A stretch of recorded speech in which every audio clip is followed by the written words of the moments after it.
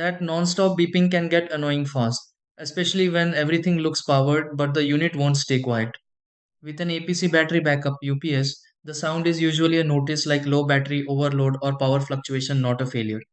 You might hear short repeated beeps during a power dip or constant tones if the unit is overloaded or the battery needs attention.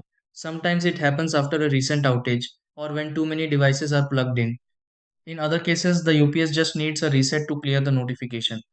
Instead of ignoring the sound or unplugging randomly, these are the steps you can try to fix this and stop the beeping. 1. Check if the UPS is overloaded and unplug extra devices. 2. Make sure it's connected to a stable wall power source. 3. Turn off the UPS and unplug it for a short time. 4. Plug it back in and power it on again. 5. Allow the battery to charge fully if it was low. 6. Replace the battery if beeping continues after charging.